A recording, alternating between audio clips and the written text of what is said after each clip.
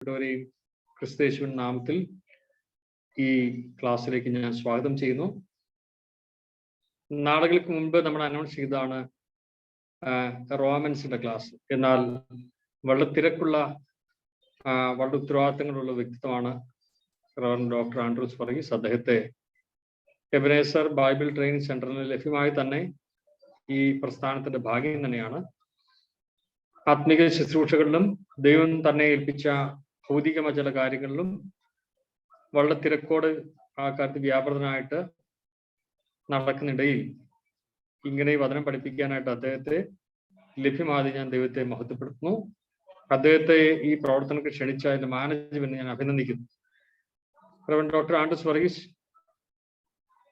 Church of God പ്രസ്ഥാനത്തിന് വളരെ പ്രിയപ്പെട്ട ഒരു ദൈവഭൃത്തിനാണ്. ഇന്ത്യയിലും യുഎയിലും UK-യിലും വിവിധയിടങ്ങളിൽ കർത്താവിന്റെ വേല ചെയ്യുവാൻ, പ്രത്യേകിച്ച് നോർത്ത് ഇന്ത്യയുടെ മണ്ണിൽ കർത്താവിന്റെ വേല ചെയ്യുവാൻ, നിരവധി അനുഭവങ്ങളിലൂടെ ദൈവവേല നിവർത്തിക്കാൻ, അനേക യൂത്ത്സിനെ, ചെറുപ്പക്കാരെ ദൈവവചനം പഠിപ്പിക്കാൻ ഇന്നും അങ്ങനെ തന്നെയാണ് ഒക്കെ കർത്തവ്യത്തിന് ദൈവം ഉപയോഗിച്ചുകൊണ്ടിരിക്കുന്നു. ഞാൻ ആ മിനിസ്ട്രികളെല്ലാം ഓർത്ത് സ്തുതിക്കുകയാണ്. അപ്പോൾ തന്നെ സാമുവൽ മെമ്മോറിയൽ ഇന്റർനാഷണൽ ചാരിറ്റബിൾ ട്രസ്റ്റിന്റെ പ്രസിഡന്റായും Ebenezer gospel ministry Ebenezer Bible training സെന്ററിന്റെ ഡയറക്ടറായിട്ട് അദ്ദേഹം സ്തുത്യർഹമായ സേവനം അനുഷ്ഠിക്കുന്നു. റോമൻസ് പഠിപ്പിക്കാനായിട്ട് ഇങ്ങനെ മനസ്സിൽ പ്ലാൻ ചെയ്തപ്പോൾ അതിന് പര്യാപ്തനായ ഒരു ദേവദാസനെ ഞങ്ങൾ തിരഞ്ഞപ്പോൾ ഞങ്ങളുടെ കണ്ണ് ആദ്യം ഓടിച്ചെന്ന് ഈ പ്രിയപ്പെട്ട ദേവദാസനിലേക്കാണ്. അദ്ദേഹം ചില നാളുകൾക്ക് മുൻപ് ഗിരിപ്രഭാഷണത്തെ ആധാരമാക്കി ഒരു പരമ്പരയായ ക്ലാസ്സുകൾ എടുത്ത് ഞാനൊന്ന് ഓർക്കുന്നു. അത് യൂട്യൂബിൽ ലഭ്യമാണ്. അനേക ദേവദാസന്മാർക്ക് തന്നെ നിരവധി പ്രസംഗ വിഷയങ്ങൾ ഉണ്ടാക്കി ദൈവസഭയിൽ പ്രസംഗിക്കാനും അപ്പോൾ തന്നെ അതിനെ ആധാരമാക്കി ബൈബിൾ ക്ലാസ് എടുക്കുന്ന നിലയിൽ വളരെ ഭംഗിയായി ഇംഗ്ലീഷിൽ പറഞ്ഞ് സിസ്റ്റമാറ്റിക് ആയിട്ട് ആ കാര്യങ്ങൾ പഠിപ്പിക്കാൻ കർത്താവൻ ദാസനെ ഉപയോഗിച്ചു.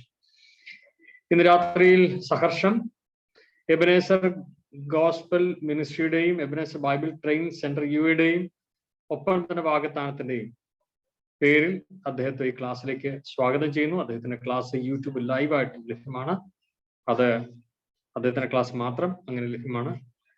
അദ്ദേഹത്തെ ഈ ക്ലാസ്സിലേക്ക് സ്വാഗതം ചെയ്യുന്നു.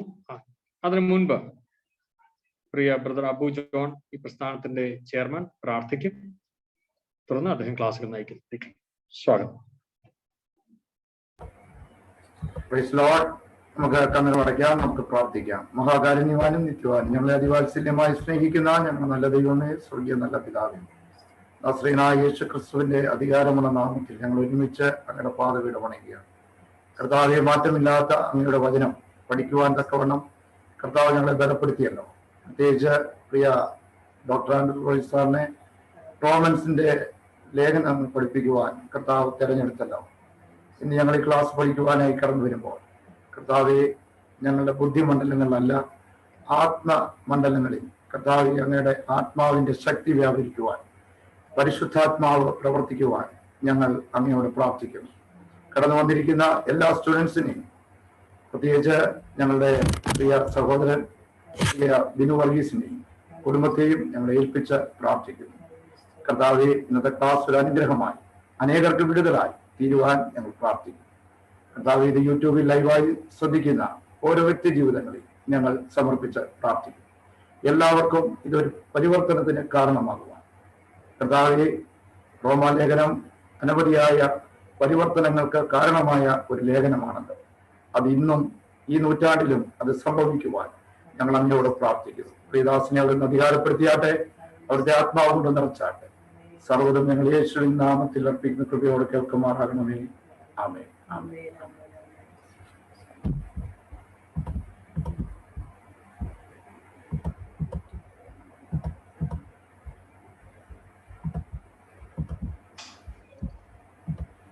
കർത്താവിന്റെ പരിശുദ്ധ നാമം വാഴ്ത്തപ്പെടുമാറാകട്ടെ.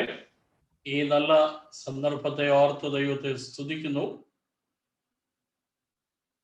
ഞാൻ പറയുന്നത് നിങ്ങൾ കേൾക്കുന്നില്ലെങ്കിൽ ദയവായിട്ട് അറിയിക്കണം, കേൾക്കുന്നില്ല എന്ന്. കേൾക്കാം സാറേ. നിങ്ങളിൽ പലരും മ്യൂട്ട് ചെയ്തിട്ടാണ് ഇരിക്കുന്നതെന്ന് എനിക്കറിയാം. എന്നാൽ ചിലരെങ്കിലും അൺമ്യൂട്ട് ചെയ്യണം. കാരണം ഈ ഓൺലൈൻ ക്ലാസ്സിന് ഒരു കുഴപ്പമുള്ളത്, ഒരാൾ തന്നെ ഇങ്ങനെ പറഞ്ഞുകൊണ്ടിരിക്കുക, ലോകത്തിന്റെ വിവിധ ഭാഗങ്ങളിൽ, ദേശത്തിന്റെ വിവിധ ഭാഗങ്ങളിൽ ഇരുന്ന് ബാക്കിയുള്ളവർ ഇത് കേട്ടോണ്ടിരിക്കുക. കുറെ കഴിയുമ്പോൾ നമുക്കൊരു വിരക്തി തോന്നും. അപ്പൊ ഞാൻ ക്ലാസ് എടുക്കുമ്പോൾ ഞാൻ സാധാരണ പറയാറുണ്ട്, നിങ്ങളിൽ ചിലരൊക്കെ അൺമ്യൂട്ട് ചെയ്തിട്ട് പറയുന്ന റെഫറൻസുകളൊക്കെ ഒന്ന് വായിച്ചു തരുന്നതൊക്കെ നന്നായിരിക്കും. അപ്പൊ നിങ്ങളുടെ ഒരു പാർട്ടിസിപ്പേഷൻ ക്ലാസ്സിൽ ഉണ്ടാവേണ്ടത് വളരെ ആവശ്യമാണ്. കടന്നു വന്ന് വചനം പഠിപ്പാനായി ദൈവസന്നിധിയിലായിരിക്കുന്ന ഓൺലൈനിൽ ഇപ്പോൾ അവൈലബിൾ ആയിട്ടുള്ള 26 പേരെയും ഓർത്ത് ഞാൻ ദൈവത്തെ സ്തുതിക്കുന്നു. എൻ്റെ സ്ക്രീനിൽ കാണിക്കുന്ന അനുസരിച്ച് 26 പേര് ഇപ്പോൾ അവൈലബിൾ ആയിട്ടുണ്ട്. നിങ്ങളെല്ലാവരെയും ഓർത്ത് ദൈവത്തെ മഹത്വപ്പെടുത്തുകയും കർത്താവിന്റെ നാമത്തിൽ നിങ്ങളെല്ലാവരെയും ഈ ക്ലാസ്സിലേക്ക് സ്വാഗതം ചെയ്യുകയും ചെയ്യുന്നു.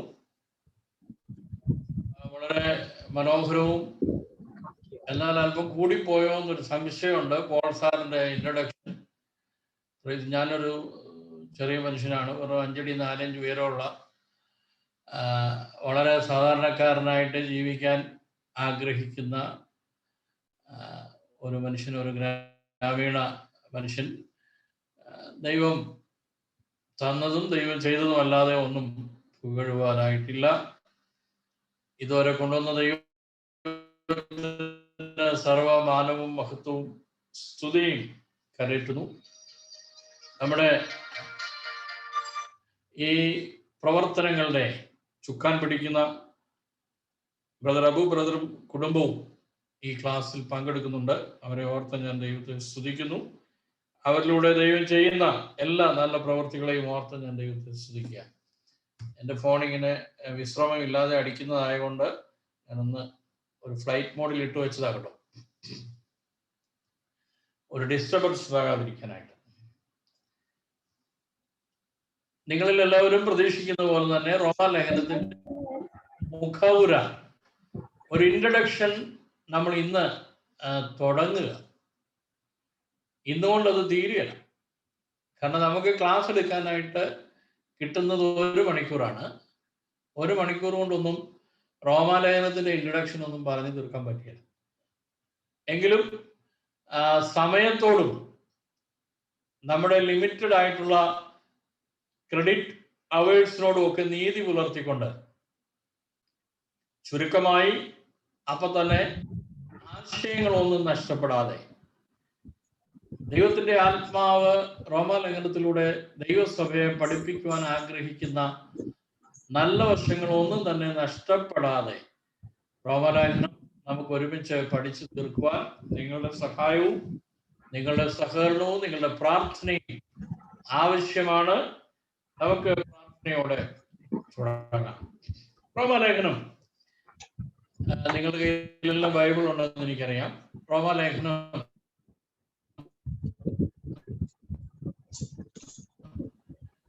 പൗലോസ് എഴുതിയ, ലോകത്തിൽ ഒരുപാട് വേദശാസ്ത്രജ്ഞന്മാർ പഠിക്കുകയും പഠിപ്പിക്കുകയും ചെയ്യുന്ന ഒരു പുസ്തകമാണ് റോമാലേഖനം. റോമാലേഖനത്തിലെ അന്തസത്ത ഉൾക്കൊള്ളിച്ചുകൊണ്ട് നൂറുകണക്കിനല്ല ആയിരക്കണക്കിന് പുസ്തകങ്ങൾ എഴുതപ്പെട്ടിട്ടുണ്ട്. റോമാലേഖനത്തിലെ ചിന്തകൾ അങ്ങനെ മഹത്തായ ആ പുസ്തകത്തെ കുറിച്ച് നമ്മൾ പഠിക്കുമ്പോൾ, അല്ലെങ്കിൽ വേദപുസ്തകത്തിലെ റോമാലേഖനത്തെ കുറിച്ച് നമ്മൾ പഠിക്കുമ്പോൾ വളരെ തുറന്ന ഹൃദയത്തോടെ ദൈവത്തിന്റെ ആത്മാവ് നമ്മുടെ ഉള്ളിൽ കാര്യങ്ങളെ മനസ്സിലാക്കി തരേണ്ടതിനായിട്ട് പ്രാർത്ഥനയോടെ നമുക്ക് ദൈവസന്നിധിയിൽ ആയിരിക്കാം. ഒരു ഇലക്വന്റ് പ്രീച്ചിങ് അല്ല, ഇതൊരു ക്ലാസ് ആണെന്നുള്ള ബോധം എനിക്കുണ്ടാകുന്നത് പോലെ തന്നെ നിങ്ങൾക്കും ഉണ്ടാകണം. ഇതൊരു ക്ലാസ്സാണ്, നമ്മൾ ഒരുമിച്ച് പഠിക്കാൻ പോവാം. നമ്മൾ നേരത്തെ എബനേസർ ബൈബിൾ ട്രെയിനിങ് സെന്ററിന്റെ പ്ലാൻ അനുസരിച്ച് 4 അല്ലെങ്കിൽ 5 ക്ലാസ് കഴിയുമ്പോൾ അതുവരെയുള്ള നോട്ട്സ് നിങ്ങൾക്ക് ലഭിക്കും. നിങ്ങളിൽ പലരും മലയാളത്തിൽ നോട്ട്സ് കിട്ടണമെന്ന് ആഗ്രഹിക്കുന്നുണ്ട് എന്ന് ഇതിൻ്റെ സംഘാടകര് അറിയിച്ചിട്ടുണ്ട്. അങ്ങനെ തന്നെ നിങ്ങൾക്ക് നോട്ട് ലഭിക്കുവാനായിട്ട് ഇടയായിത്തീരും. നമ്മുടെ class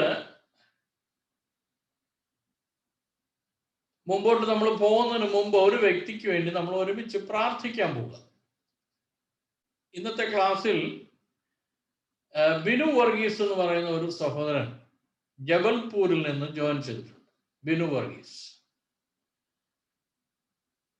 is a very dear brother to us, and he is related to our director, our president Abu John and family, and we thank the Lord for Binu Varghese. Let's all, let me ask you to bow down your head, close your eyes. Let us pray for Binu Varghese just for 2 minutes, maybe less than that. Let us bless Binu. He has got some physical ailments, some physical problems. He is suffering. We will pray for a divine healing touch from the Lord upon that life. Let's all close our eyes and pray. Heavenly Father, we thank you and praise you for this beautiful time. Thank you, Lord, for bringing us together to learn thy word and to understand what you exactly intend and exactly want us to know from thy word, O Lord. Lord, I especially pray for Brother Binu. He has joined us to learn the word of God. I pray that you may touch him and bless him, O Lord. As we know that he has got some physical problems, he is suffering. Lord, I pray that he needs a divine healing touch from you, Lord. We cling on to the promises of God that I will send thy word and heal thy disease. Lord, we take the promise for ourselves this night. I pray that you must send your powerful word upon the life of Brother Binu. Let him be healed, O Lord, and touched and blessed by the power of Jesus Christ. Thank you, Lord, for hearing our prayers. In Jesus' precious name we pray. Amen.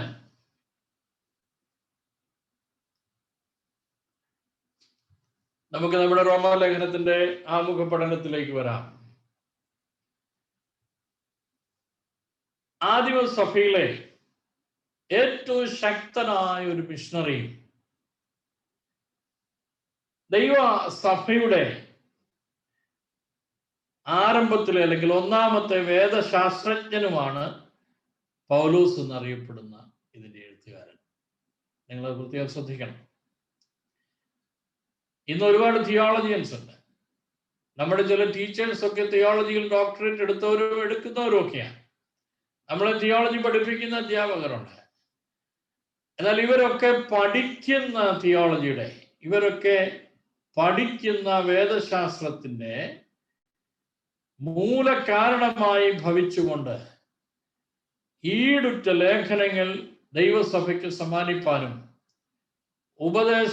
ദൈവശാസ്ത്രപരമായ വിഷയങ്ങളെ ആധികാരികമായി സമർത്ഥിക്കുവാനും ഒക്കെ ദൈവം കരങ്ങളിലെടുത്ത് ഉപയോഗിച്ച ഒരു ദൈവഭൃത്യനാണ് പൗലോസ്, അപ്പോസ്തലനായ പൗലോസ് എന്ന് നാം വിളിക്കുന്ന പൗലോസ്. നിങ്ങൾ മറക്കരുത്, 1-ാം നൂറ്റാണ്ടിലെ ദൈവസഭയുടെ ഏറ്റവും ശക്തനായ മിഷണറിയാണ് പൗലോസ്. അദ്ദേഹം നടത്തിയ അത്രയും മിഷണറി യാത്രകൾ നടത്തിയ ആരും തന്നെ വേദപുസ്തക ചരിത്രത്തിലില്ല. രാപകലില്ലാതെ ഒരു സ്ഥലത്തു നിന്ന് മറ്റൊരു സ്ഥലത്തേക്ക് പ്രതികൂലങ്ങളെ സഹിച്ചുകൊണ്ട് കടലിലൂടെയും കരയിലൂടെയും ഒക്കെ സുവിശേഷം പ്രതി യാത്ര ചെയ്ത അതിശക്തമായ ദൈവം ഉപയോഗിച്ച ആത്മാവിനാൽ നടത്തപ്പെട്ട ആ ദൈവമനുഷ്യൻ, അദ്ദേഹമാണ് ദൈവസഭയുടെ ഒന്നാമത്തെ വേദശാസ്ത്രജ്ഞൻ, അല്ലെങ്കിൽ ആരംഭത്തിലെ ഉള്ള വേദശാസ്ത്രജ്ഞൻ എന്ന് വേണമെങ്കിൽ നമുക്ക് പറയാവുന്നതാണ്. 2 പേരുകളിലാണ് പ്രധാനമായിട്ടും നമ്മൾ അദ്ദേഹത്തെ മനസ്സിലാക്കുന്നത്. 2 പേര്. പൗലൂസ് എന്ന് അറിയപ്പെടുന്നുണ്ട്, മറ്റ് ഷൗൽ എന്നുള്ള പേരിലും അദ്ദേഹം അറിയപ്പെടുന്നു. മറന്നുപോലത് റോമാലേഖനത്തിലെ എഴുത്തുകാരനായ പൗലൂസിനെ കുറിച്ചാണ് നമ്മൾ പഠിക്കുന്നത്. കാരണം പൗലൂസിനെ കുറിച്ച് ഒന്ന് പഠിച്ചിട്ട് വേണം റോമാലേഖനത്തിന്റെ ചിന്തകളിലേക്ക് നമുക്ക് പ്രവേശിക്കാൻ. ഒരു പുസ്തകം നമ്മൾ പഠിക്കുമ്പോൾ അതിന്റെ എഴുത്തുകാരനെ കുറിച്ച് നമ്മൾ അല്പമായിട്ട് ചിന്തിക്കണം. അതെഴുതിയ കാലഘട്ടം, അതിന്റെ ഓഡിയൻസ് ആരാണ് എന്നൊക്കെ ഒന്ന് അറിയണം. ആർക്ക് വേണ്ടിയാണ് എഴുതിയത് എന്നൊക്കെ ഒന്ന് അറിഞ്ഞിരിക്കണം. മറ്റൊന്ന്, ഇതിന്റെ തീം എന്താണെന്നും ഇതിന്റെ തിയോളജി എന്താണെന്നും ഒക്കെ നമ്മൾ അറിയണം. ഈ പുസ്തകത്തിൽ നമ്മൾ അഡ്രസ് ചെയ്യുന്ന ഇതിന്റെ തീം എന്താണ്, ഇതിന്റെ വേദശാസ്ത്രം എന്താണെന്നൊക്കെ ഒന്ന് അറിഞ്ഞിരിക്കുന്നത് നല്ലതാണ്. അതുകൊണ്ട് നമ്മൾ പൗലൂസിനെ കുറിച്ച് തന്നെയാണ് പഠിച്ചു തുടങ്ങുന്നത്. എഴുത്തുകാരനെ കുറിച്ചുള്ള ഒരു ചെറിയ അറിവ് നമ്മുടെ ഉള്ളിൽ എപ്പോഴും ഉണ്ടായിരിക്കുന്നത് നല്ലതാണ്. അപ്പൊ പൗലൂസ് എന്നുള്ള ഒരു പേരുണ്ട്. അത് ഗ്രീക്ക് എബ്രായ കണക്ഷനിൽ നിന്ന് അദ്ദേഹത്തിന് ലഭിച്ച പേരാണ് പൗലൂസ്. അരാമ്യ ഭാഷയിൽ തനിക്ക് പാണ്ഡിത്യം ഉണ്ടായിരുന്നു. അരാമ്യ ഭാഷ തനിക്ക് അറിയാമായിരുന്നു. അരാമ്യ ഭാഷയുടെ ആ സംസാരിക്കുന്നവരുടെ ഇടയിൽ അദ്ദേഹത്തെ അറിയപ്പെട്ടിരുന്ന പേരാണ് ശൗൽ അഥവാ സോൾ എന്നുള്ളത്. ശൗൽ എന്നറിയപ്പെടുന്നത് അരാമ്യ ഭാഷ സംസാരിക്കുന്നത്. നമ്മുടെ യേശു സംസാരിച്ച ഭാഷയാണ് അരാമ്യ ഭാഷ.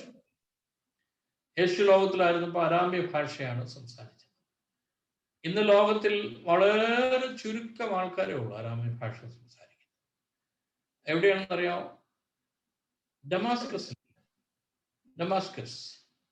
ഡമാസ്കസിൽ താമസിക്കുന്ന വളരെ ചുരുക്കം ആൾക്കാർ, എണ്ണിത്തിട്ടപ്പെടുത്താവുന്ന ആൾക്കാർ മാത്രമാണ് ആ ഭാഷ ഇന്ന് ലോകത്തിൽ സംസാരിക്കുന്നുള്ളൂ, ഉപയോഗിക്കുന്നുള്ളൂ, അരാമ്യ ഭാഷ. ആ ഭാഷയാണ് യേശു ഉപയോഗിച്ചത്. ആ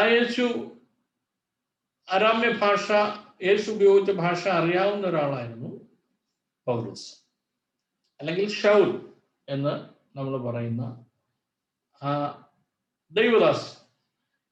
അപ്പൊ അദ്ദേഹത്തെ കുറിച്ചുള്ള നമ്മുടെ പഠനത്തിൽ ഒന്ന്, അദ്ദേഹം ആദിമ സഭയിലെ ഏറ്റവും ശക്തനായ മിഷണറി, ദൈവസഭയുടെ ഒന്നാമത്തെ തിയോളജിയൻ, വേദശാസ്ത്രകാരൻ. രണ്ട് പേരിൽ അദ്ദേഹം അറിയപ്പെട്ടു, പൗലൂസ് എന്നും ശൗൽ എന്നും അറിയപ്പെട്ടു. ഞാനിങ്ങനെ ക്ലാസ് എടുക്കുമ്പോൾ എന്താന്ന് ചോദിച്ചാല്, ഒരു ക്ലാസ് നിങ്ങൾ അറ്റൻഡ് ചെയ്ത് കഴിഞ്ഞാൽ പിന്നെ ഇത് മറക്കരുത്. അത് എത്ര വർഷം കഴിഞ്ഞാലും നിങ്ങളുടെ ഉള്ളിൽ ഉണ്ടായിരിക്കണം. അത് എനിക്ക് നിർബന്ധമുള്ള കാര്യമാണ്. ഞാൻ പഠിപ്പിക്കുന്ന മറ്റുള്ളവർക്ക് മനസ്സിലാകണം എന്ന് എനിക്ക് വളരെ നിർബന്ധമാണ്. അപ്പൊ പൗലൂസിന്റെ ജീവിതത്തെ കുറിച്ച്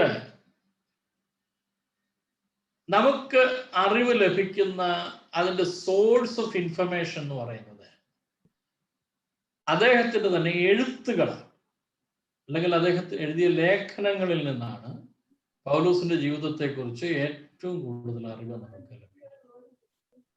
അദ്ദേഹം എഴുതിയ ലേഖനങ്ങളിൽ ചിതറിക്കിടക്കുന്ന ആ തോട്ട്സുകളെല്ലാം കൂടെ, ഇൻഫർമേഷൻ എല്ലാം കൂടെ ഒന്ന് കളക്ട് ചെയ്തിട്ട് നമ്മളതിനെ ഒന്ന് ക്രോഡീകരിച്ച് കൊണ്ടുവന്ന് കഴിയുമ്പോൾ പൗലൂസിനെ കുറിച്ച് വ്യക്തമായ ഐഡിയ. അപ്പൊ പൗലൂസിനെ കുറിച്ചുള്ള നമ്മുടെ അറിവ്, പൊതുലോകത്തിന് ലഭിക്കുന്ന അറിവിന്റെ ഇൻഫർമേഷൻ, സോഴ്സ് ഓഫ് ഇൻഫർമേഷൻ അദ്ദേഹത്തിന്റെ തന്നെ എഴുത്തുകളായ ആ ലേഖനങ്ങളാണ്.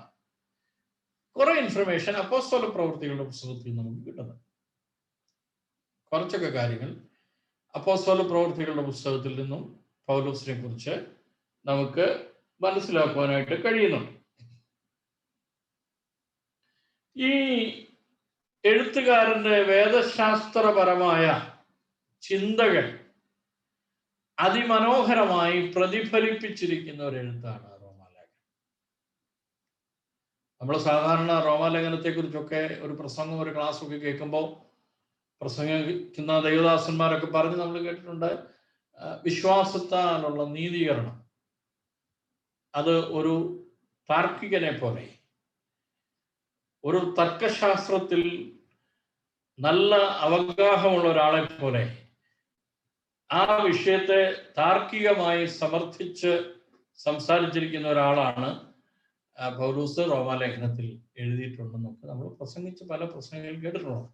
ഇന്ന് ഞാൻ അതിലേക്കൊന്നും കിടക്കുന്നില്ല. കാരണം നമ്മൾ നമ്മുടെ വിശാലമായ റോമാലേഖന പഠനത്തിലേക്ക് വരുമ്പോൾ ആ വിഷയങ്ങളൊക്കെ ടച്ച് ചെയ്തേ പറ്റത്തുള്ളൂ. ഇതിനകത്ത് പറഞ്ഞിരിക്കുന്ന ഉപദേശങ്ങളും ഇതിനകത്ത് തിയോളജിയും ഒക്കെ നമ്മൾ പിന്നീട് പഠിക്കും. ഇന്ന് നമുക്ക് ലഭിച്ചിരിക്കുന്ന ചുരുങ്ങിയ സമയം കൊണ്ട് പൗലോസ് എന്ന വ്യക്തിയെക്കുറിച്ചും ഇതിന്റെ കഴിയുന്നിടത്തോളം ഇതിന്റെ ഒരു ആമുഖത്തെക്കുറിച്ച് എനിക്ക് തോന്നുന്നു ഏറ്റവും കുറഞ്ഞത് 2 ക്ലാസ്സെങ്കിലും എടുക്കാതെ ആമുഖ പഠനം തീരില്ല എന്നാണ് എനിക്ക് തോന്നുന്നത്. കാരണം ഞാൻ പറഞ്ഞല്ലോ, നമുക്ക് 1 മണിക്കൂറിന്റെ ക്ലാസ് അല്ലേ നമുക്ക് ലഭിക്കുന്നത്. അപ്പോൾ ഇദ്ദേഹത്തിന്റെ ആ വേദശാസ്ത്രപരമായ ചിന്തകളൊക്കെ ലേഖനങ്ങളിൽ നിന്ന് നമുക്ക് ലഭിക്കുന്നുണ്ട്. ലേഖനങ്ങൾ പലതുണ്ടെങ്കിലും പ്രധാനമായിട്ട് ഞാൻ ഈ പറയുന്ന ലേഖനങ്ങൾ നിങ്ങളൊന്ന് നോട്ട് ചെയ്യണേ. ലേഖനങ്ങൾ പലതുണ്ട്. പണ്ഡിതന്മാർ കൂടുതലും ആശ്രയിക്കുന്ന ലേഖനം റോമാലേഖനം, 1-2 കൊരിന്ത്യ ലേഖനങ്ങൾ, ഗലാത്യ ലേഖനം, ഫിലിപ്പിയ ലേഖനം, 1-2 തെസ്സലോനിക്യ ലേഖനങ്ങൾ, ഫിലേമോൻ എന്നുള്ള ഇത്രയും ലേഖനങ്ങളാണ് വേദശാസ്ത്രജ്ഞന്മാർ, വേദപഠിതാക്കൾ പൗലോസിനെ കുറിച്ചുള്ള അറിവിനായിട്ട് ഏറ്റവും അധികം ആശ്രയിക്കുന്ന ലേഖനങ്ങൾ. നിങ്ങളിൽ ആരെങ്കിലും ലക്ഷ്യ നോട്ട് എഴുതിയെടുക്കുന്നവരാണെങ്കിൽ ഞാൻ നിങ്ങൾക്ക് വേണ്ടി ഒന്നുകൂടെ പറയാം. ലേഖനങ്ങൾ പലതാണ് നമുക്കറിയാം. എന്നാൽ കൂടുതലായി പൗലോസിനെ കുറിച്ച് ആശ്രയിക്കുന്ന അല്ലെങ്കിൽ പൗലോസിനെ കുറിച്ച് അറിയുവാൻ ആഗ്രഹിക്കുന്ന, പൗലോസിനെ കുറിച്ച് നമുക്ക് ഇൻഫർമേഷൻ കൂടുതൽ കളക്ട് ചെയ്യാൻ, ഗ്യാദർ ചെയ്യാൻ കഴിയുന്ന ലേഖനങ്ങൾ റോമാലേഖനം, 1-2 കൊരിന്ത്യ ലേഖനങ്ങൾ, ഗലാത്യ ലേഖനം, ഫിലിപ്പിയ ലേഖനം, 1-2 തെസ്സലോനിക്യ ലേഖനം, ഫിലേമോൻ എന്നീ ലേഖനങ്ങളാണ് ലോകത്തിലുള്ള, നമ്മൾ മാത്രമല്ല ലോകത്തിലുള്ള മറ്റ് വേദപഠിതാക്കളും പണ്ഡിതന്മാരെന്ന് അഭിമാനിക്കുന്നവരും വേദശാസ്ത്രജ്ഞന്മാരെന്ന് അഭിമാനിക്കുന്നവരും ഒക്കെ ആശ്രയിക്കുന്ന. അടുത്തൊരു ചോദ്യം, ഇദ്ദേഹത്തിന്റെ ആരംഭകാലം എവിടെയാണ്? ഇദ്ദേഹം ജനിച്ചത് എവിടെയാണ്? ഇദ്ദേഹം വളർന്നത് എവിടെയാണ്? നമുക്കറിയണ്ടേ. പൗലോസിനെ കുറിച്ചൊക്കെ നമ്മൾ ഇത്രയും പറഞ്ഞപ്പം എവിടെയാ ജനിച്ചേ? ഇപ്പൊ ഞാൻ കഴിഞ്ഞ ദിവസം ഞാൻ വളരെ ബഹുമാനിക്കുന്ന, വളരെ ബഹുമാനത്തോടെ കാണുന്ന ഒരാളായിരുന്നു ഇന്ദിരാഗാന്ധിയുടെ പ്രിൻസിപ്പൽ സെക്രട്ടറി ഒക്കെ ആയിട്ടിരുന്ന ഡോക്ടർ PC അലക്സാണ്ടർ. അന്നത്തെ അദ്ദേഹമൊക്കെ നല്ല പൊസിഷനിലൊക്കെ ഇരിക്കുമ്പോൾ നമ്മളൊക്കെ കുറച്ചുകൂടെ ചെറുപ്പമാണല്ലോ. അപ്പം നമ്മുടെ മലയാളി അഭിമാനം വളരെ വർദ്ധിച്ചിട്ടുണ്ട്. അത്രയും ഉന്നതമായ സ്ഥാനത്തിരിക്കുന്ന ഒരു മനുഷ്യൻ. പക്ഷെ അദ്ദേഹത്തെ കുറിച്ച് മറ്റു ഡീറ്റെയിൽസ് ഒന്നും നമുക്ക് അറിഞ്ഞുകൂട്ടായിരുന്നു. ഡോക്ടർ PC അലക്സാണ്ടർ ഒരു മലയാളിയാണെന്ന് അറിയാമെന്നല്ലാതെ അദ്ദേഹത്തെ കുറിച്ച് മറ്റു ഡീറ്റെയിൽസ് ഒന്നും നമുക്ക് അറിഞ്ഞൂടാ. എന്നാൽ കഴിഞ്ഞ ദിവസം മാവേലിക്കരയിലൂടെ നമ്മുടെ വാത്സല്യ നമ്മുടെ പ്രസിഡന്റിന്റെ കൂടെയൊക്കെ യാത്ര ചെയ്തപ്പോൾ PC അലക്സാണ്ടർ ജനിച്ചു വളർന്ന വീടും അദ്ദേഹത്തിന്റെ കുടുംബ വീടും അദ്ദേഹത്തിന്റെ സഹോദരങ്ങൾ ഇപ്പൊ താമസിക്കുന്ന വീടും ഇപ്പൊ ആൾ താമസം ഇല്ലാതെ മതിലൊക്കെ കെട്ടിത്തിരിച്ചിട്ടിരിക്കുന്ന അദ്ദേഹത്തിന്റെ പ്രോപ്പർട്ടിയൊക്കെ കണ്ടപ്പോൾ നമ്മുടെ അറിവ് ഒന്നുകൂടെ വർദ്ധിക്കുക. അപ്പൊ ഒരു വ്യക്തിയെ കുറിച്ച് നമ്മൾ അറിയുമ്പോൾ ആ വ്യക്തി ജനിച്ചത് എവിടെയാണെന്നൊക്കെ ഒന്ന് അറിയുന്നത് നല്ലതാണ്. സത്യസന്ധമായ ഇൻഫർമേഷൻ നമുക്ക് ലഭിക്കുന്നത് നല്ലതാണ്. പലർക്കും പറ്റുന്ന ഒരു കുഴപ്പം, നമ്മൾ കുറെ അധികം അങ്ങോട്ട് വലിയ ആൾക്കാരായി കഴിയുമ്പോൾ നമ്മുടെ ഈ ജനിച്ചു വളർന്ന സാഹചര്യങ്ങളെ കുറിച്ച് പറയാൻ നമുക്ക് വലിയ മടിയാണ്. എന്നാൽ പൗലോസിനെ കുറിച്ച്, പൗലോസ് എത്ര വലുതായാലും എത്ര വളർന്നാലും അദ്ദേഹത്തിന്റെ സാഹചര്യങ്ങൾ പകൽ പോലെ വ്യക്തമാണ്. പൗലോസ് എവിടെയാ ജനിച്ചത്? അതാ നമ്മുടെ ആരംഭകാലം എവിടെയാ? ഇന്നത്തെ ടർക്കി അല്ലെങ്കിൽ തുർക്കി എന്നൊക്കെ നമ്മൾ പറയുന്ന രാജ്യം, ഇന്നത്തെ തുർക്കിയുടെ വടക്ക് കിഴക്കൻ പ്രവിശ്യയായ അന്നത്തെ കാര്യം കിലിക്കിയ എന്ന് പറയുന്ന ഒരു പ്രദേശം, കിലിക്കിയ ദേശം. ഇതേക്കുറിച്ച് ബൈബിളിൽ ഒരുപാട് പറഞ്ഞിട്ടുള്ളൊരു ദേശമാണ് കിലിക്കിയ ദേശം. ഇതെവിടെയാണ്? ഇന്നത്തെ തുർക്കിയുടെ അല്ലെങ്കിൽ ടർക്കിയുടെ വടക്ക് കിഴക്കൻ പ്രദേശമായ കിലിക്കിയ ദേശത്തില് ഒരു തുറമുഖമുണ്ടായിരുന്നു, ഒരു തുറമുഖ പട്ടണം. ആ പട്ടണത്തിന്റെ പേരാണ് തർസോസ്. തർസോസ് എന്ന് പറയുന്ന ഒരു തുറമുഖ പട്ടണം. അപ്പൊ ടർക്കിയിലെ വടക്ക് കിഴക്കൻ ടർക്കിയിലെ കിലിക്കിയ എന്ന് പറയുന്ന ആ പ്രവിശ്യ, ആ പ്രൊവിൻസിന്റെ അവിടെ ഉണ്ടായിരുന്ന ഒരു തുറമുഖ പട്ടണം, ഒരു പോർട്ട് സിറ്റി. ആ പോർട്ട് സിറ്റിയുടെ പേരാണ് തർസോസ്. അവിടെയാണ് പൗലോസ് ജനിച്ചത്. അപ്പൊ പൗലൂസിന്റെ ജന്മസ്ഥലം എവിടെയാണ്? ഒറ്റ വാക്കിൽ പറഞ്ഞാൽ തർസോസ്. തർസോസ് എവിടെയാണ്?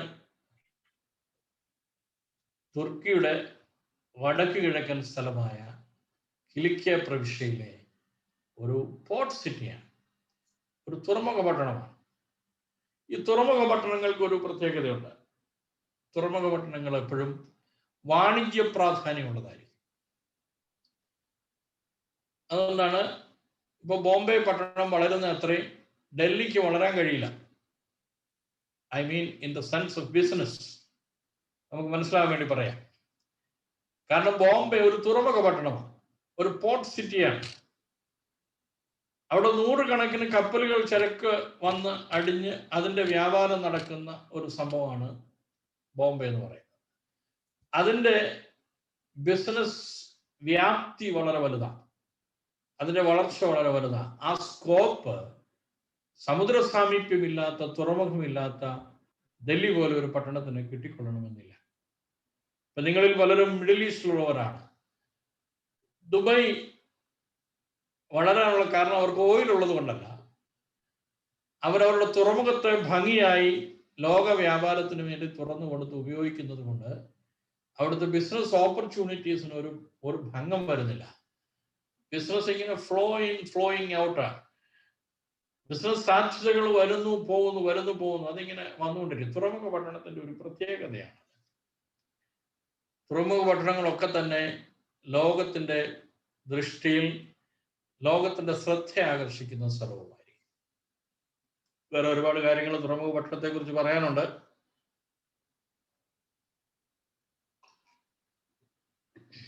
ഞാൻ അതിലേക്കൊന്നും കിടക്കുന്നില്ല, അപ്പോൾ നമുക്ക് സമയമില്ലാത്തതുകൊണ്ട്. അപ്പോൾ തർസോസിലാണ് ജനിച്ചത്. 1-2 റെഫറൻസ് ഞാൻ നിങ്ങളോട് പറയാം.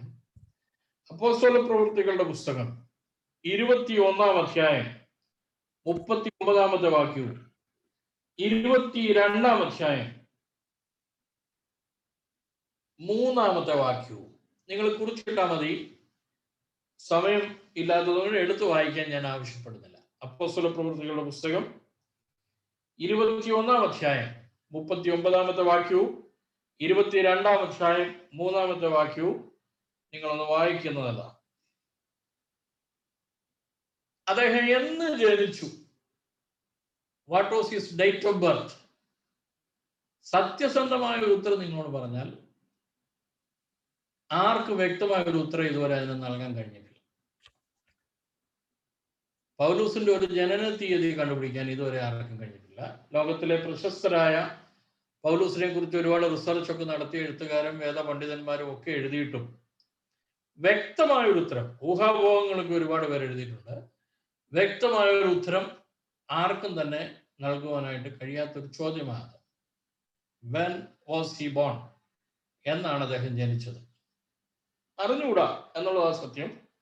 എങ്കിലും പൊതുവെ വിശ്വസിക്കപ്പെടുന്നത് AD 10-നോടടുത്ത്, AD 10-ാമത്തെ വർഷത്തിൽ അതിനോടടുത്തായിരിക്കണം അദ്ദേഹം ജനിച്ചതെന്നാണ് പൊതുവെ വിശ്വസിക്കുന്ന ഒരു വിശ്വാസം എന്ന് പറയുന്നത്. AD 10-ഓടടുത്ത് അദ്ദേഹം ജനിച്ചിരിക്കാം, അതിനാണ് സാധ്യത കൂടുതൽ എന്നാണ്.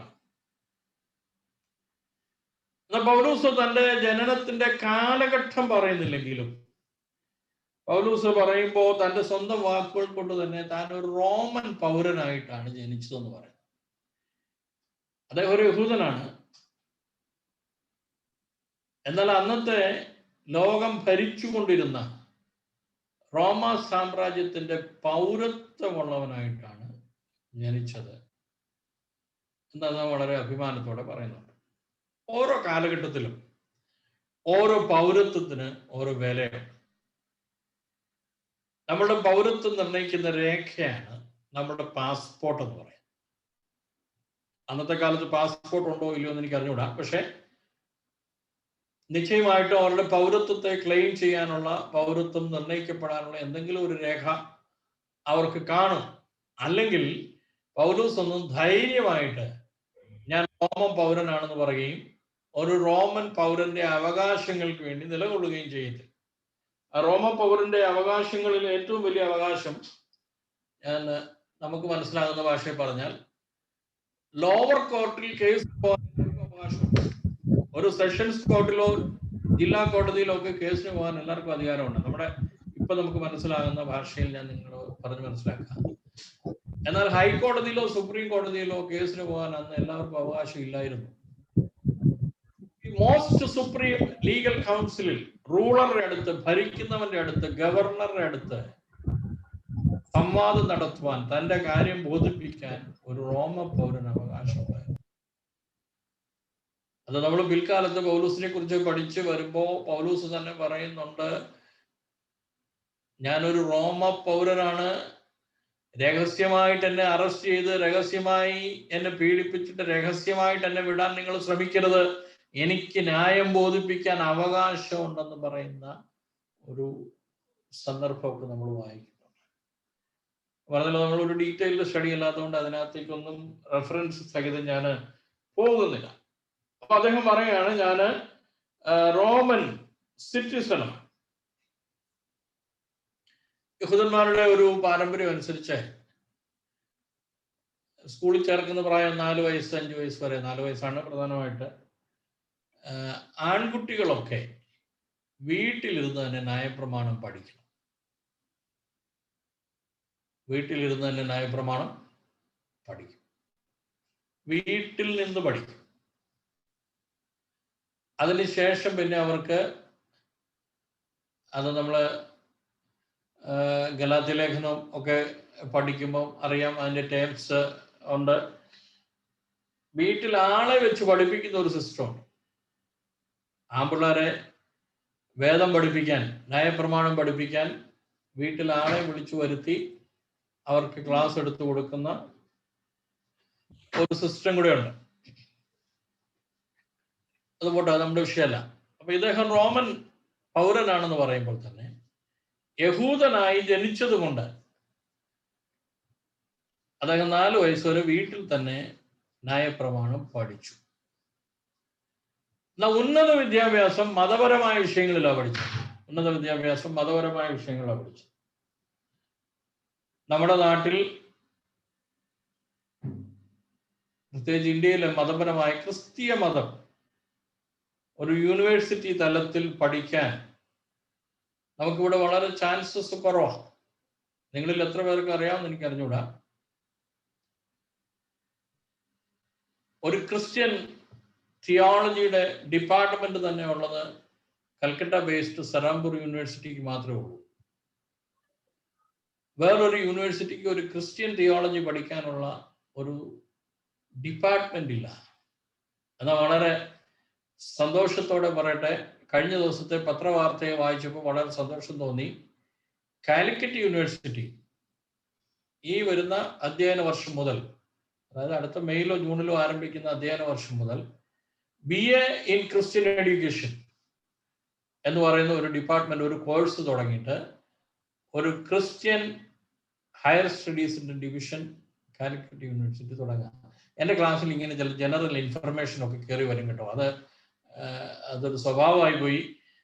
റോമാലേഖന പഠിപ്പിക്കുന്നെങ്കിലും വിദ്യാഭ്യാസത്തെ കുറിച്ച് വന്നപ്പോൾ ഞാനതങ്ങ് പറഞ്ഞു പോയതാ. ഇങ്ങനെയുള്ള ക്രോസ് റെഫറൻസുകൾക്ക് നിങ്ങൾക്ക് എൻ്റെ ക്ലാസ്സിൽ പ്രതീക്ഷിക്കാം. പൗലൂസിന്റെ കാര്യത്തിലേക്ക് നമുക്ക് തിരിച്ചു വരാം. അദ്ദേഹം വീട്ടിൽ തനിക്ക് ലഭിച്ച മതപഠനം കൂടാതെ തൻ്റെ ഉന്നതമായ പഠനവും താൻ നടത്തിയത് മതത്തിനെ ബേസ് ചെയ്താണ്. യഹൂദ മതത്തെ ബേസ് ചെയ്താണ് ഉന്നത പഠനം. തനിക്ക് ബിരുദാനന്തര ബിരുദമൊക്കെ ഉണ്ടായിരുന്നു എന്നൊക്കെ നമ്മൾ പറയുമ്പോൾ പൗലൂസിന്റെ ബിരുദാനന്തര ബിരുദമൊക്കെ യഹൂദ തത്വസംഹിതകളിലും യഹൂദ മതത്തിന്റെ പഠിപ്പിക്കലുകളിലൊക്കെയാണ് അദ്ദേഹം എടുത്തത്. അതോടൊപ്പം തന്നെ അദ്ദേഹം ഒരു ഭാഷാ പണ്ഡിതനും കൂടിയായി. ഞാൻ പറഞ്ഞല്ലോ, അരാമ്യ ഭാഷ ഭംഗിയായിട്ട് കൈകാര്യം ചെയ്ത ആള്, ഗ്രീക്കില് നല്ല അവഗാഹം ഉണ്ടായിരുന്ന ആള്. അതിലേക്ക് നമ്മൾ വരുന്നുണ്ട്. യെരുശലേമിലെ ഗമാലിയേൽ എന്ന് പറയുന്നത്, ഇതൊക്കെ നമ്മൾ ഒരുപാട് പ്രസംഗങ്ങൾ കേട്ടിട്ടുള്ളത് കൊണ്ട് ഞാനിങ്ങനെ അങ്ങ് പറഞ്ഞു വിടുക. ഗമാലിയേൽ എന്ന് പറയുന്ന ആ പ്രൊഫസറുടെ പാദപീഠത്തിൽ ഇരുന്നാണ് അദ്ദേഹം പഠിച്ചത്. അന്നത്തെ വിദ്യാഭ്യാസ രീതി നമുക്കറിയാം, ഒരു ക്ലാസ് റൂമിൽ ഉള്ള ഒരു സിസ്റ്റം അല്ലല്ലോ, ഒരു തരം ഗുരുകുല വിദ്യാഭ്യാസത്തിന്റെ രീതിയിലാണല്ലോ പഠനം നടക്കുന്നത്. ഒരു പണ്ഡിതനും ഗുരുവുമായ ഒരാൾ കാണും, അദ്ദേഹത്തിന് അനേക ശിഷ്യന്മാർ കാണും, അദ്ദേഹത്തിന്റെ ഒപ്പം പാർത്തുകൊണ്ട് പഠിക്കുന്ന അനേക ശിഷ്യഗണങ്ങൾ അവർക്കുണ്ടാകും. അപ്പൊ അവിടെ പൗലൂസ് ഗമാലിയേൽ എന്ന് പറയുന്ന വലിയ ഗുരുവിന്റെ പാദപീഠത്തിൽ ഇരുന്നാണ് പൗലൂസ് യഹൂദ മതത്തെക്കുറിച്ച്, ന്യായപ്രമാണത്തെക്കുറിച്ചുള്ള ഉന്നതമായ പഠനങ്ങളൊക്കെ നടത്തിയത്. അത് വേദപുസ്തകത്തിൽ തന്നെയാണ് നമുക്ക് ഇതിന്റെ റെഫറൻസ് കിട്ടുന്നത്. അപ്പോസ്തല പ്രവൃത്തികളുടെ പുസ്തകമൊക്കെ 22-ാം അധ്യായം 3-ാം വാക്യത്തിലൊക്കെ ഉണ്ട്. വേറെ ചില റെഫറൻസുകളൂടെ ഞാൻ നിങ്ങളോട് പറയുന്നു, നിങ്ങൾക്കൊന്ന് നോട്ട് ചെയ്യാം. അപ്പോസ്തല പ്രവൃത്തികളുടെ പുസ്തകം 25-ാമത്തെ അധ്യായം 11-ാമത്തെ വാക്യം, 21-ാമത്തെ വാക്യം. അപ്പോസ്തല പ്രവൃത്തികൾ തന്നെ 26-ന്റെ 32, 28-ന്റെ 19. ഈ ഒരു ദിവസത്തെ ക്ലാസ് കഴിഞ്ഞിട്ട്, എനിക്കറിയാം നിങ്ങൾ എല്ലാവരും ബിസിയാണ്, എല്ലാവരും ജോലിയൊക്കെ ചെയ്യുന്നവരൊക്കെയാണ്, ആരും അത്ര ഫ്രീ ഒന്നുമല്ല. എങ്കിൽ പോലും നിങ്ങൾ അല്പസമയമെങ്കിലും വചനധ്യാനത്തിനും പഠനത്തിനും ഒക്കെ ഡെയിലി ചെലവഴിക്കുന്നവരായിരിക്കുമല്ലോ. ആ സമയത്ത് ഈ ക്ലാസ്സുകളിൽ കേൾക്കുന്ന ക്രോസ് റെഫറൻസുകളൊക്കെ ഒന്ന് വായിക്കുകയും പഠിക്കുകയും ചെയ്യുന്നത് നന്നായിരിക്കും. അന്നത്തെ കാലത്ത് യഹൂദന്മാരുടെ ഇടയിൽ നിലനിന്നിരുന്ന ഒരു കഷ്ടമുണ്ട്, ഒരു നാട്ടു നടപ്പെന്നൊക്കെ നമുക്ക് വേണേൽ പറയാം. അതനുസരിച്ച് എങ്ങനെയാന്ന് ചോദിച്ചാൽ, ഈ മതപരമായ പഠനം നടത്തിയിട്ട് അതിന് കൂലി വാങ്ങാൻ പാടില്ല.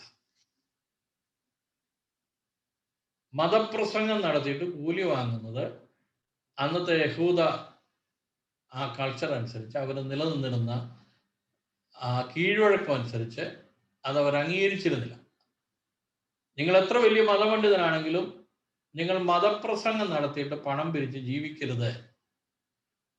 കൈകൊണ്ട് വേലയെടുത്ത് അധ്വാനിച്ചു വേണം നിങ്ങൾ കഴിയാൻ. ഇത് അന്ന് നിലനിന്നിരുന്ന ഒരു കീഴ്വഴക്കവും പഠിപ്പിക്കലുമാണ് യഹൂദന്മാരുടെ ഇടയിൽ. എത്ര മനോഹരമായ ഒരു പഠിപ്പിക്കലല്ലേ, ഒരു കീഴ്വഴക്കമാണ്.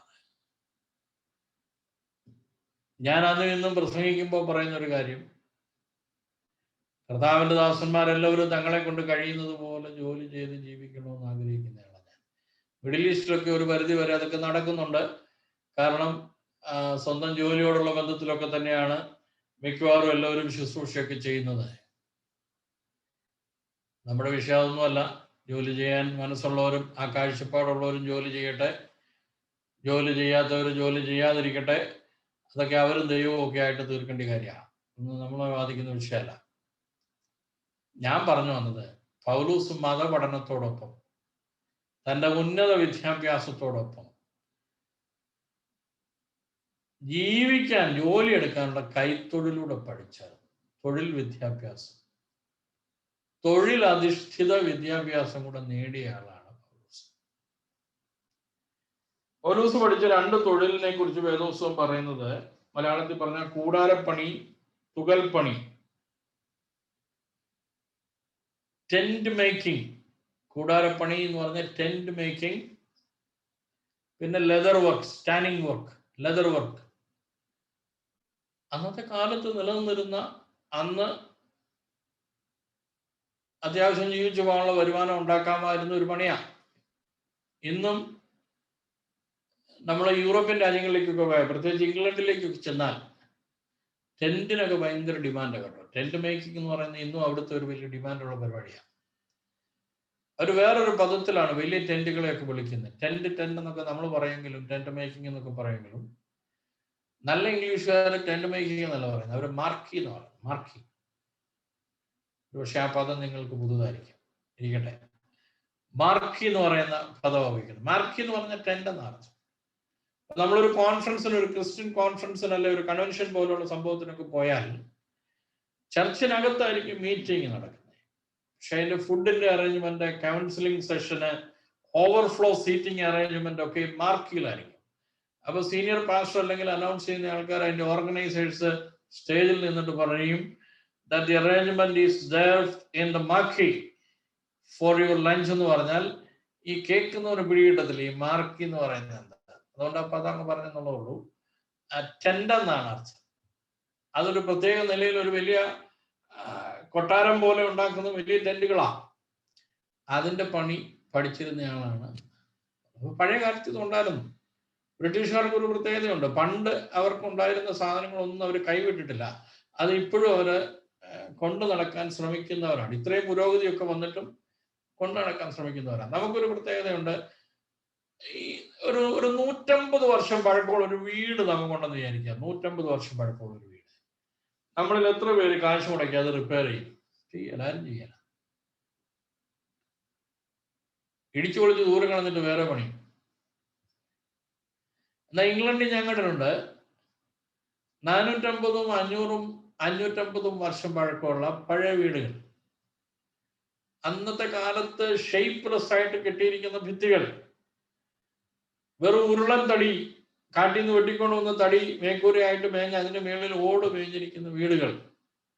ഇത്രയും വർഷം പഴക്കം ഉണ്ടായിട്ടും അവരതിനെ അതേപോലെ പ്രിസർവ് ചെയ്യുക. പക്ഷെ നിങ്ങൾ അതിനകത്ത് കയറിയാൽ അതിന്റെ അകം അവര് ഭംഗിയാക്കിയിട്ടുണ്ട്. മോഡേൺ അമ്യൂണിറ്റീസ് വെച്ച് വൃത്തിയാക്കി നന്നായിട്ട് താമസിക്കാൻ പരുവത്തിലാക്കിയിട്ടുണ്ട്. പക്ഷെ വെളിയിൽ നോക്കിയാൽ ഇന്നും അത് ഒരു 500-600 years ഓൾഡ് വീടിന്റെ അതേ ആ സ്ട്രക്ചറിൽ തന്നെ അവർ സൂക്ഷിച്ചിരിക്കുക. അതൊരു രാജ്യത്തിന്റെ കൾച്ചറിന്റെ ഭാഗമാണ്. ഒന്നും നമുക്ക് പറഞ്ഞിട്ട് കാര്യമില്ല.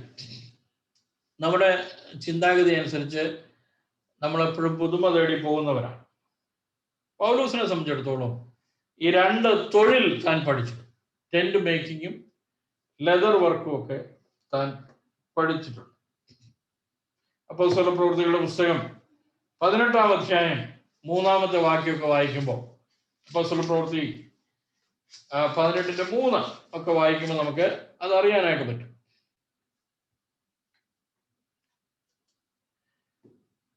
ഇത് ഈ ടെന്റ് മേക്കിംഗ് ഒക്കെ പഠിച്ചതൊക്കെ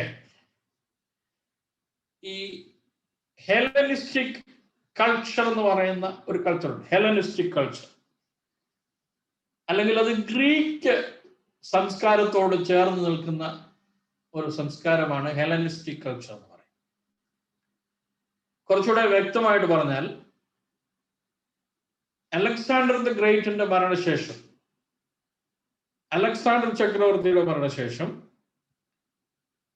ക്ലിയോപാട്രയും മാർക്ക് ആന്റണിയും ഒക്കെ BC 31 മരിക്കുന്നവർ. നിങ്ങൾ വേൾഡ് ചരിത്രമൊക്കെ പഠിച്ചിട്ടുണ്ടെങ്കിൽ അറിയാം. ക്ലിയോപാട്രയും മാർക്ക് ആന്റണിയും ഒക്കെ മരിക്കുന്ന ആ BC 31 ആ കാലഘട്ടത്തിലൊക്കെ ഇങ്ങനെ തുടർന്നു വരുന്ന ഒരു കൾച്ചറാണ് ഹെലനിസ്റ്റിക് കൾച്ചർ. ഇതൊരു ഗ്രീക്ക് കൾച്ചറിനെ ബേസ് ചെയ്തിട്ടുള്ള ഒരു കൾച്ചറാണ്, ഒരു ജീവിത ശൈലിയാണ്. അതിനകത്തുള്ളത് മനുഷ്യൻ ജോലി ചെയ്ത് ജീവിക്കണമെന്നുള്ളതാണ്. ജോലി ചെയ്യാതെ ആരും ജീവിക്കാൻ പാടില്ല. അപ്പൊ ആ കാലഘട്ടത്തിൽ അതിന്റെ ഇൻഫ്ലുവൻസിൽ, ഹെലനിസ്റ്റിക് കൾച്ചറിന്റെ ഒരു ഹെലനിസ്റ്റിക് ഇൻഫ്ലുവൻസിൽ ജനിച്ചു വളർന്ന ആളായതുകൊണ്ട് അദ്ദേഹം എത്ര ഉന്നത വിദ്യാഭ്യാസം നേടിയിട്ടും, പൗലോസിനെ കുറിച്ച് മറ്റു പലരും പറയുന്ന അദ്ദേഹം ഒരു വലിയ സമ്പന്നനായ വ്യവസായിയുടെ മകനായിരുന്നു എന്നൊക്കെയാ പറയുന്നത്. ഒരുപാട് സ്വത്തുണ്ടായിരുന്നു.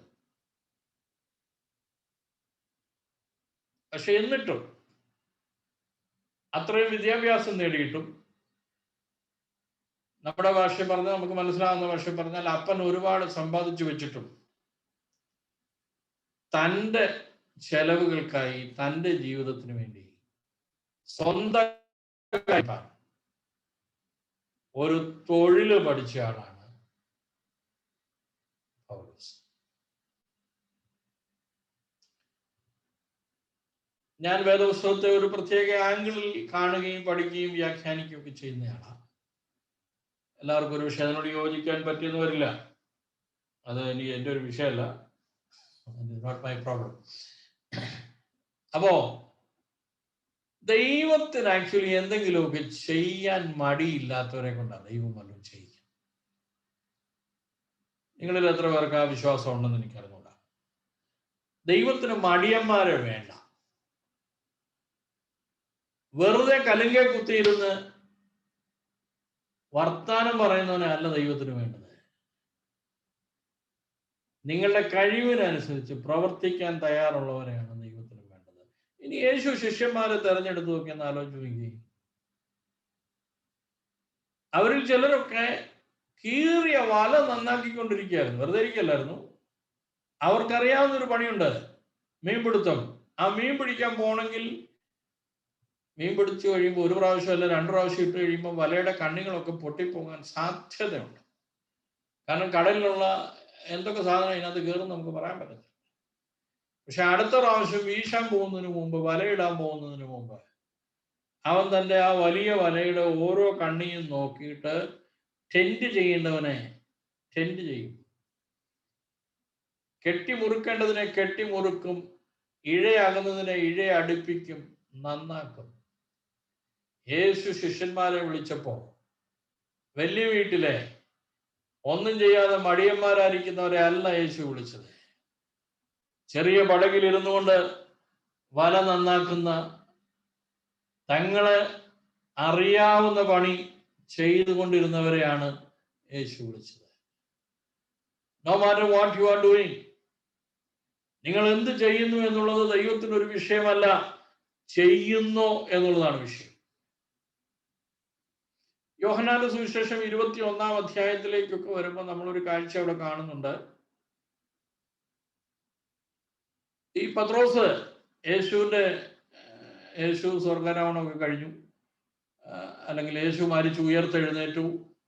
ഇനി യേശുവിനെ കുറിച്ചുള്ള വലിയ പ്രതീക്ഷയൊന്നും ഇല്ലാതിരിക്കുന്ന ഒരു കാലത്ത് പത്രോസ് വന്നിട്ട് കൂടെയുള്ള ശിഷ്യന്മാരോടൊക്കെ പറഞ്ഞു, നോക്കെ ഇങ്ങനെ ഇരുന്ന കാര്യം നടക്കുകയല്ലോ, ഇങ്ങനെ ഇരുന്ന കാര്യം നടക്കുകയില്ല. കഴിഞ്ഞ 3-3.5 വർഷമായിട്ട് അവൻ ചാപ്പാടൊക്കെ നമുക്ക് കിട്ടിക്കൊണ്ടിരുന്ന സമയത്തിന് എവിടെ നിന്നാണെന്ന് നമ്മളാരും അന്വേഷിച്ചിട്ടില്ല. എന്നാൽ അത് തന്നിരുന്നയാൾ ഇപ്പൊ കൂടെ ഇല്ല. അതുകൊണ്ട് എന്ത് ചെയ്യാം, നമുക്കറിയാവുന്ന പണിക്ക് പോവാം. നമുക്കറിയാവുന്ന പണിക്ക് അതിനെ പിന്മാറ്റമൊക്കെ ആയിട്ട് പ്രസംഗിച്ച് നമ്മൾ ഒരുപാട് പ്രസംഗമൊക്കെ കേട്ടിട്ടുണ്ട്. പത്രോസിന്റെ പിന്മാറ്റമൊക്കെ ആയിട്ട് പ്രസംഗമൊക്കെ നമ്മൾ കേട്ടിട്ടുണ്ട്. ആയിക്കോട്ടെ, എനിക്ക് വിരോധമൊന്നുമില്ല. പക്ഷെ ഞാൻ അതിനെ കാണുന്നത് വേറൊരു ആംഗിളിലാണ്. അറിയാവുന്ന പണി ചെയ്യാൻ പോയവനെ അവൻ ചെയ്തിട്ടൊന്നും പ്രയോജനമൊന്നും ഉണ്ടായില്ല. ആ രാത്രി മുഴുവൻ അധ്വാനിച്ചിട്ട് ഒന്നും കിട്ടിയൊന്നുമില്ല.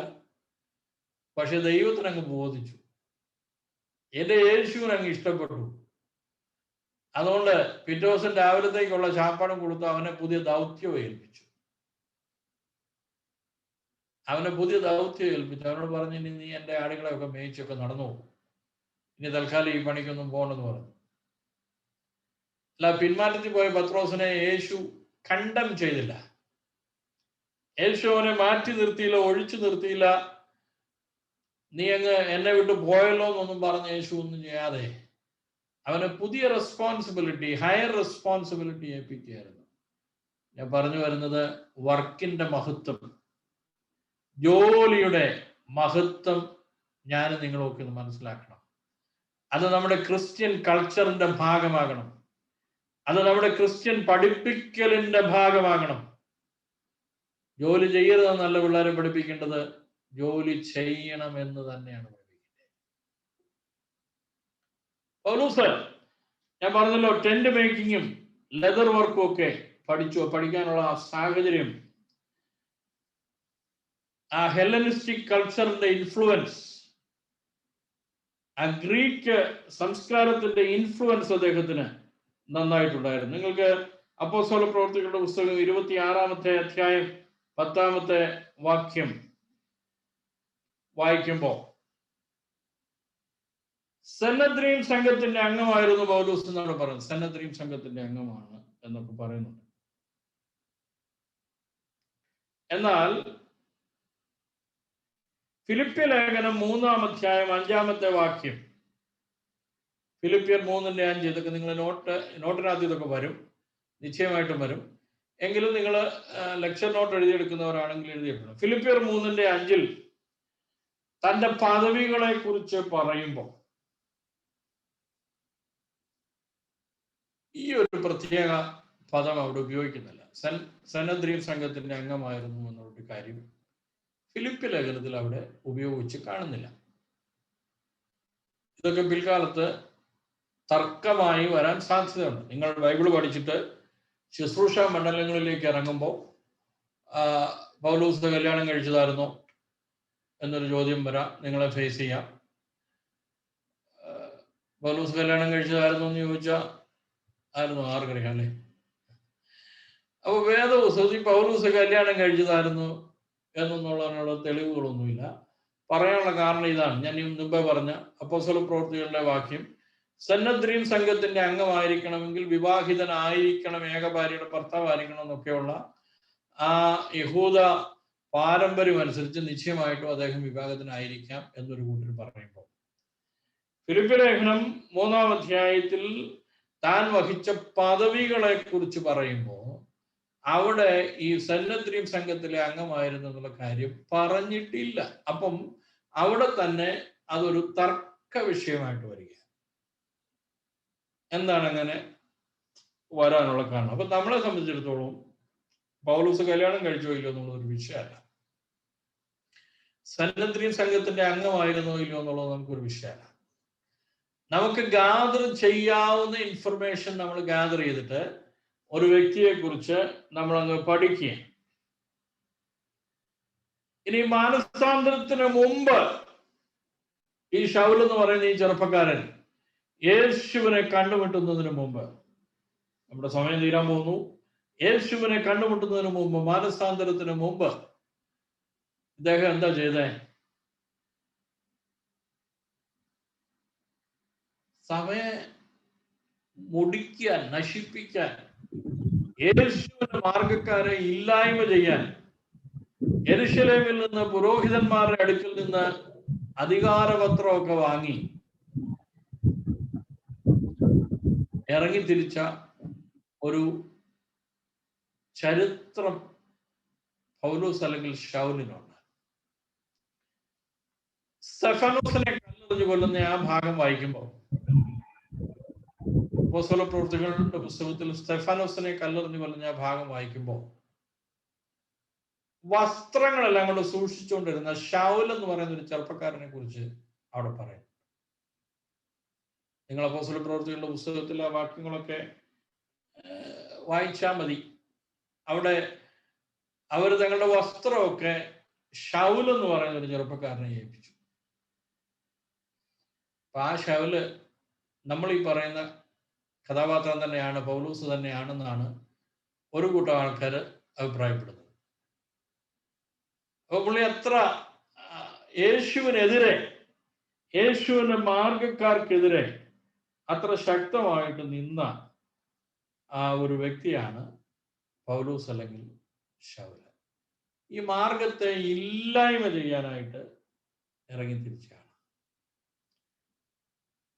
എവിടെയെങ്കിലും കൊണ്ട് നമുക്കൊന്ന് നിർത്തണമല്ലോ. അതുകൊണ്ട് എന്നാൽ ദൈവം പൗലോസിനെ മാനസാന്തരത്തിലേക്ക് നയിച്ചു.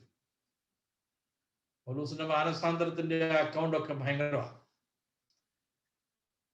The account of his conversion explained in the Bible by the Spirit of God is so beautiful. പൗലോസ് മാനസാന്തരത്തിലേക്ക് വരുന്നത്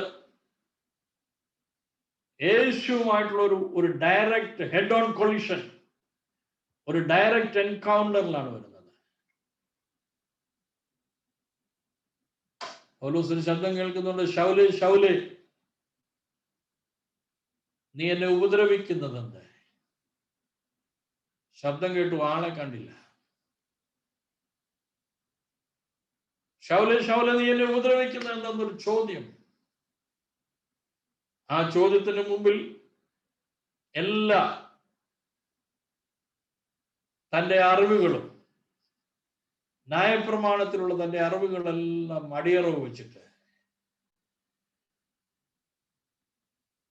യേശുവിന് മുമ്പിൽ തൻ്റെ ജീവിതത്തെ ഏൽപ്പിച്ചു കൊടുക്കുന്ന ഒരു പൗലോസിനെ നമുക്ക് അവിടെ കാണുവാനായിട്ട്.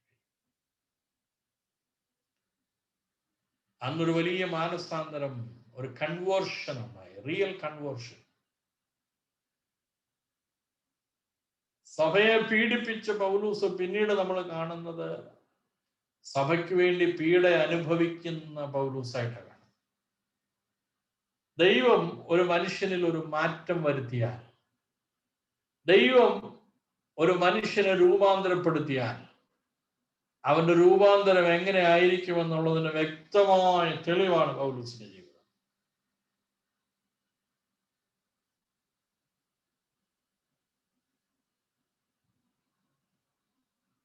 പറഞ്ഞല്ലോ, സഭയെ മുടിക്കാൻ ഇറങ്ങിത്തിരിച്ചവൻ, സഭയെ നശിപ്പിക്കാൻ ഇറങ്ങിത്തിരിച്ച ഒരു ചെറുപ്പക്കാരൻ ഇന്ന് സഭയ്ക്ക് വേണ്ടി കഷ്ടം സഹിക്കുക. പ്രസംഗിച്ചവനെ അടിക്കാൻ കൂട്ടുനിന്നവൻ ഇന്ന് പ്രസംഗിച്ചിട്ട് അടികൊള്ളുക. ദൈവം ഒരുവനെ മാനസാന്തരപ്പെടുത്തിയപ്പോൾ, പൗലൂസിനുണ്ടായ മാനസാന്തരം പോലെ ഒരുവനെ മാനസാന്തരപ്പെടുത്തി കഴിഞ്ഞപ്പോ വന്ന മാറ്റം ഒന്ന് നോക്കി.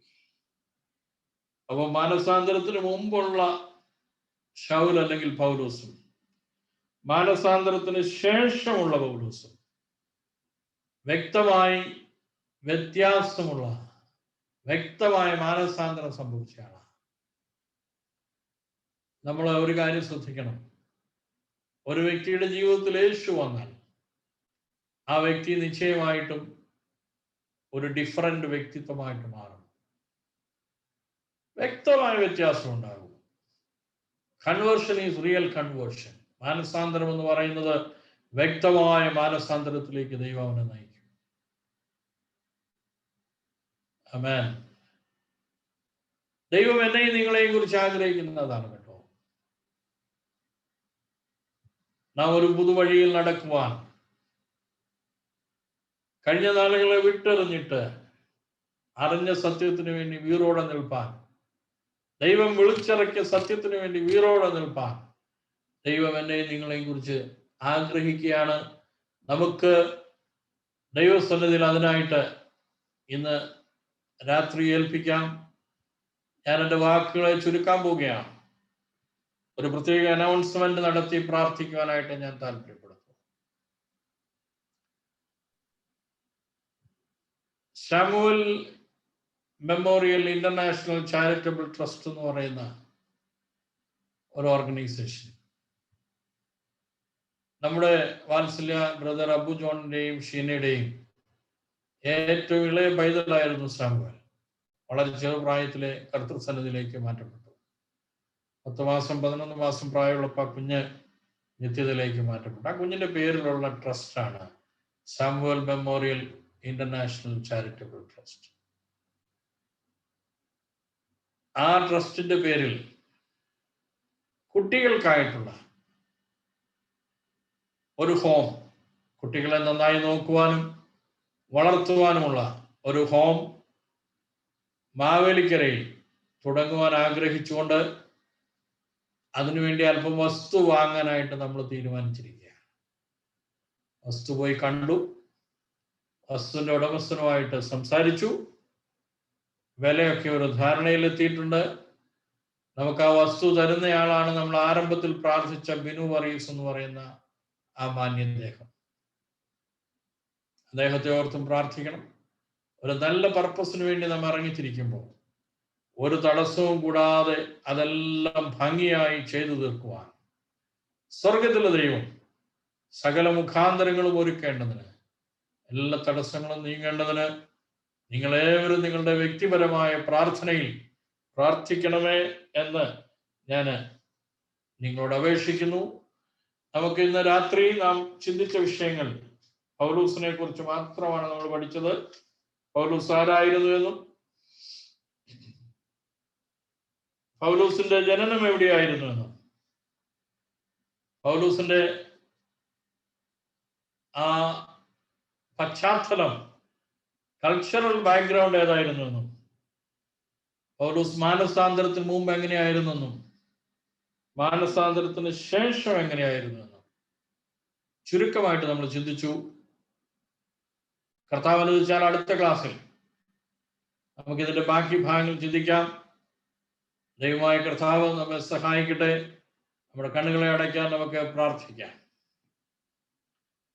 പരിശുദ്ധനായ ദൈവമേ, സ്വർഗീയ നല്ല കർത്താവേ, ഈ നല്ല രാത്രിക്കായി ഞങ്ങൾ തിരുനാമത്തെ നന്ദിയോടെ സ്തുതിക്കുന്നു.